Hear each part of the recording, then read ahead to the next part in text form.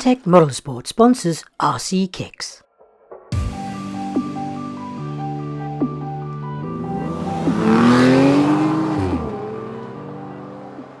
Hi, and welcome to RC Kicks. On today's show, we're carrying on with the banger from Kamtec. So we built this in the last episode. If you haven't seen the video on the chassis build, I'll put a link up here. Go check that out, because this probably won't make much sense unless you've watched that video. And then we get to this point. So what's next? Well, we have two bodies from Kamtec that are super hard and rugged. They're not super complicated bodies because they're supposed to be for bashing. So I'm going to put some car paint down on them. I will do a little bit to them, like I will lacquer them and stuff like that, but I'm not going to spend ages doing tons of detail. There's no point. That's not what these are about. Now, you're supposed to cut the windows out, so I'm not sure whether I'll do one where I cut the windows out and one where I'll do them in black. I honestly don't know. We'll kind of wing it. I think from a strength point of view, leaving them in is a real plus point, but a lot of people do cut them out, so I'll probably cut them out on one car and we'll just have them black on another. Right, so what's first? The way that you cut these out. Now, a few of you have said you can take a hot iron and do it and then sand it. You could use a Dremel. I have got a Dremel, but I can't find it. My other plan is to drill lots of little holes all the way around and then break it off and then sand it down. So I might try that, see how quick that is or how slow that is. But I want them to be quite neat. I don't want it to be really rough and ready. So I'm going to try the drill technique first to see how long it takes me. And also, I don't know what this is like to sand as well, how easy it is to sand. So we'll try a window first. If that doesn't work, I'll try and see if I can find my Dremel, but it's probably in the shed or something. Right, let me try that and I'll be right back.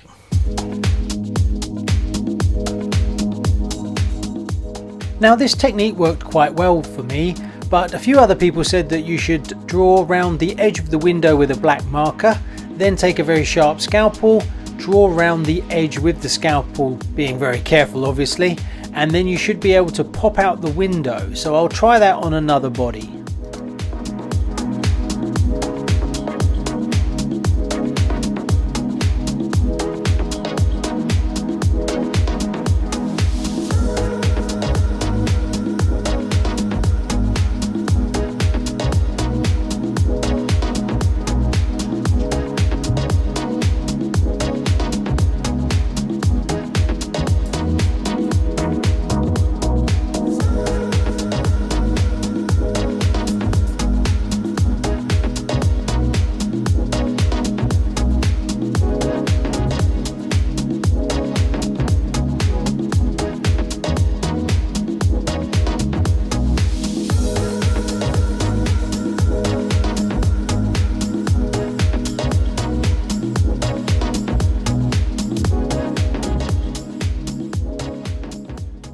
So there you go, I cut out the windows. Now, that wasn't as bad as I thought, and after tweaking my kind of technique a little bit, it was actually pretty easy. What I found was to drill around was very quick, very easy to do. When I first started out, I thought it could be difficult to sand down, so I tried to get as close to the edge as possible.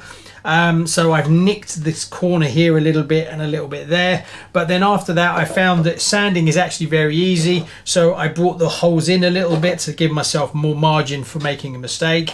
And then I used a file and 80 grit sandpaper to round it off, and that works fine, and it's pretty quick actually. If I had more time, I'd like some flat files and some slight curve ones, and I think you'd get a really good job, and you could probably do away with the sandpaper altogether and just use the file to clean it all up quite nicely. But being a banger, this is perfectly acceptable. I have actually got some mesh somewhere.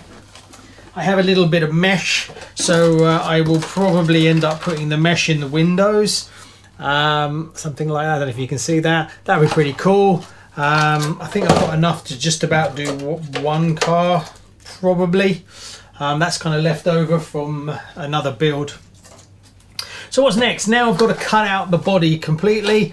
Again, it's a bit of a new one. I'm going to try some sharp scissors first, and then maybe I'll sand it and see. So that's next. It's still pretty strong. It feels quite sturdy anyway. So right, let's carry on. Okay, so the body's all ready for painting. Lining up the body is a bit tough because there's no holes, and because you can go on lots of different chassis, you have to find the holes. And I'm not a big fan of that, it's really difficult. But what I find is I use a paint pen, put the paint on the top of the pins, and then try and line the body up in one go.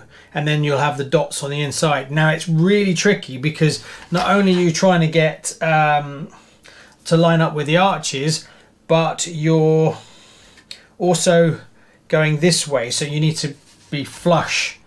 So what I tend to do is do the car away from me, put my hands here so I can feel the wheels, and then drop it down slowly. That gives me my left and right, but then you've got to double check that your wheels are in the right position. And then so it took me about 6 times to do the back ones. Once you get 2, it's easier to do the other 2. But when you do it, turn it over and look to see how true it looks on the back of the body. But I managed to get it fine. It's okay. It's just one of those things you can really screw up your body if you don't get that right, because it's kind of a one-shot deal. And then you can use a drill, but I highly recommend one of these. They're great. You end up with a nice finish as well. Right, I've also sanded down the whole body with 600 grit to give the paint some bite, and I'm pretty much ready to go now, and it's very cute. It looks really good. So I've got some car paint, so I think I'm going to go with just Ford Sunburst Red. I'm going to lacquer it when it's done. I'm pretty sure I've got some TS semi-gloss clear. I'm not sure if I've actually got some full clear. That's P, so I'll have a look through. And then I'm going to do the body red and then maybe the top white. So it should be quite a nice easy paint job, but I'll spray in the red and then we'll come back and see how it goes. Right, wish me luck. I found a tin of plastic primer, so I thought, hey, why not? So I primed the body before I painted it.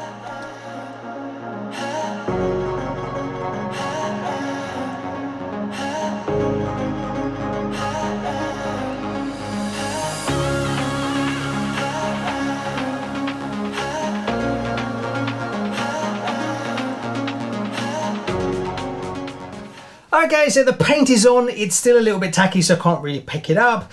Not too difficult, cutting out the windows and things like that.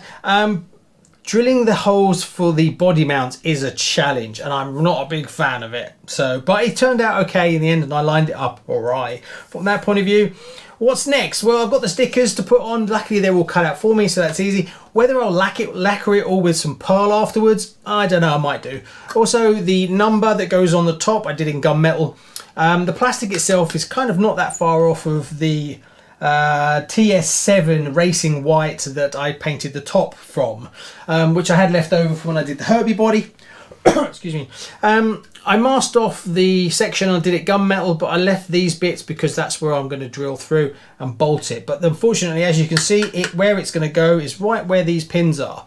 So I'm going to do a couple of little screws to hold it down at the front, and then I will drill out those sections so that it will sit, because I don't want it right at the front, I want it kind of there. I did a little pen round the window just to give it a little highlights, but you're not supposed to spend hours and hours on this. But once the decal's on, it'll all look pretty cool. I have got the wire mesh. I went over it with a silver pen just to make it look more metal-like, and that will go in the windows. You don't really have to do stuff like this, but I just want to bring it up a little bit and make it look a little bit more cool.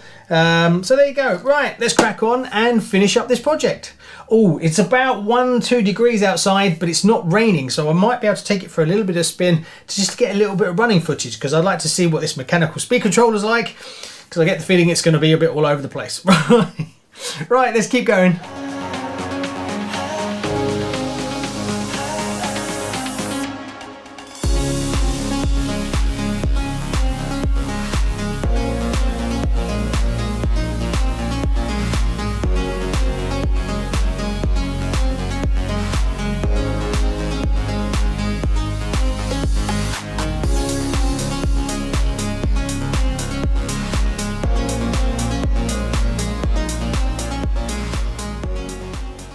So there you go, it's all finished, and it was a great fun. I really like it. It's come out well, going for a big bright colour, and using up a bit of old paint that I had to give it a bit of a two-tone, make it a bit more interesting. Putting the mesh in the windows was a bit of a pig, but it actually lifts the kit, fills in a few of the gaps as well, so I'm really pleased with it. Right, let's take it for a little spin. It's not the best out there, it's a bit foggy, but I wanted to see how it drives, so let's just take it outside and see what you think.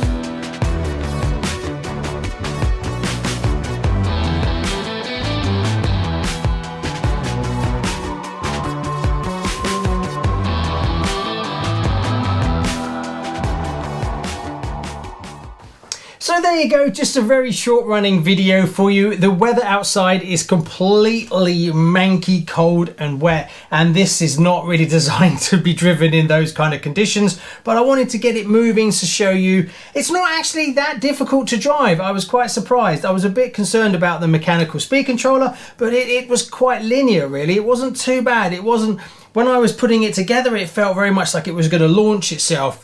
But no problems on that front. Steering is great. The foam tyres are now absolutely soaked because they're not really designed to be running water. But there you go. Now, if you were interested in getting one of these for yourself to play around with outside, or get a couple of them so that you can bang them together and trade paint with some younger RC guys and girls, then you probably go with a electronic speed controller over the mechanical one. But if you're thinking about going banger racing with this, there's clubs all over the country that meet up. Obviously with COVID it's limited, but normally there's loads of people that get together and bang these and smash them all up. I'll put all the links and information in the description to the tracks and all the rules and things like that, because I just haven't got a clue. But it's yeah, good fun and a nice different kind of car to build on the show and to add to the collection. Anyway, a massive shout out to Kamtec for supporting the show, and I'll see you on the next one. Little banger.